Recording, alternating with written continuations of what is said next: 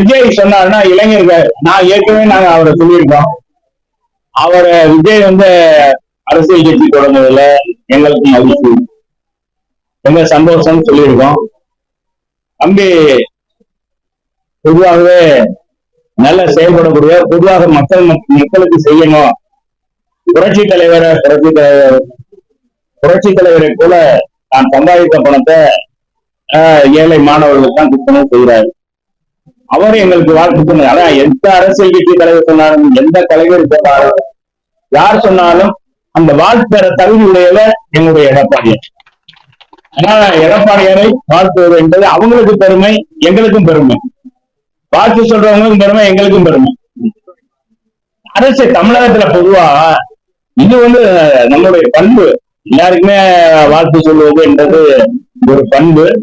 அந்த வகையில எந்த அரசியல் தலைவர் பொதுவா எங்களுடைய தலைவர் வந்து வாழ்த்து பெறக்கூடிய, வாழ்த்து சொல்லக்கூடிய தகுதி படைத்தவர் எங்க கருத்து. என்னன்னா எடப்பாடியாரை பொறுத்தளவுக்கு சும்மா வாழ்த்து சொல்றதுக்காக அல்ல, எல்லாருக்கும் பிறந்த நாள் வாழ்த்து தலைவர் எல்லாருக்கும் சொல்றது வழக்கமான ஒண்ணு.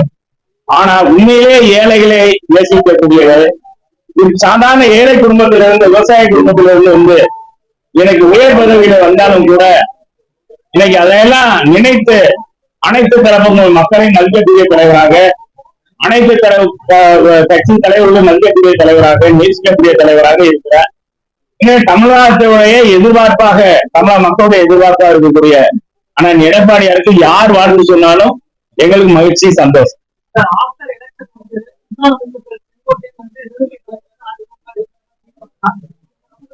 செய்திக்கெல்லாம் இதுக்கெல்லாம் முக்கியத்துவம் போடணும்.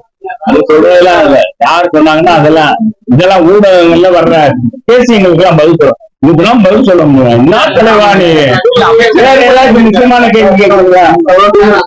விஜயகாந்த் வந்து பாயிண்ட் வந்து அவங்க புரிஞ்சு கத்துட்டாங்க. அதே மாதிரி விஜய் வந்து நிர்வாகியோட அறிவிப்பு வெளியிட்டாரு. திரைத்துறையினரும் தொடர்ந்து அரசியல் வந்து வாங்க, இந்த ஆட்சியை வந்து யாரு ஆட்சியை ஒழித்து பேசினாலும் சரி, ஒழித்த கருத்துக்கள் சொன்னா அவங்க அடக்குமுறை கொண்டு அடக்க பாக்குறாங்க. இல்லைன்னா எந்த வகையில் யாருக்கும் தடுக்க முடியுமா? சினிமா துறைன்னா அவங்க படம் வெளியே வராத அளவுக்கு என்ன செய்யலாம்? எந்த அளவுக்கு இன்னைக்கு தியேட்டர் எல்லாம் பாத்தீங்கன்னா அவங்க கையில தான் இருக்கு. குறிப்பா நம்ம விளையாட்டுத்துறை அமைச்சருடைய வெட்னிங் மூவிஸ்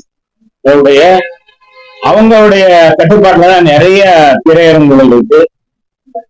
ஒப்பந்தம் இல்லாத ஒரு இது வந்து என்னன்னா, அவங்ககிட்ட கொடுத்தாதான் அந்த படங்களை வெளியிடுவோம், தியேட்டர் கிடைக்கும் அப்படின்ற சூழ்நிலை எல்லாம் உருவாகிருக்கு. இதனால பெரும் கலைஞர்கள்லாம் வந்து வருத்தப்படுறாங்க. அதிகமான பொது செலவுல எடுத்திருக்காங்க படம். அது இதெல்லாம் வந்து செய்திகள் வர்றது, இது எப்பவுமே வழக்கமான ஒண்ணு. ரஜினியே பாதிக்கப்பட்டிருக்காரு. என்ன சொல்றீங்க?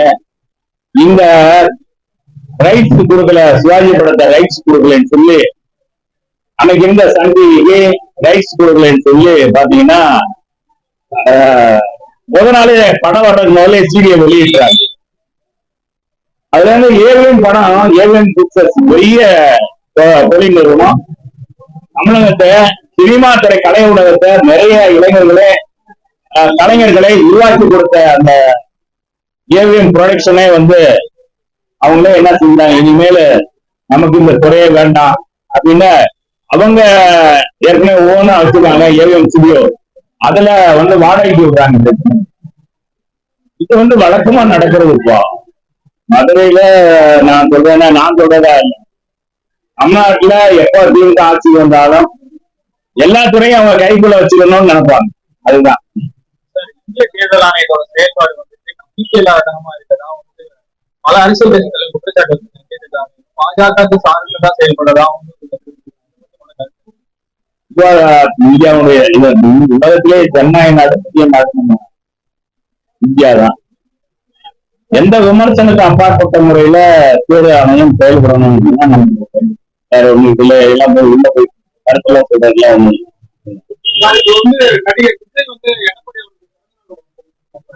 நான் சொன்னேன் இல்ல தம்பி, இப்பதான் சொல்லிட்டேன் தம்பி,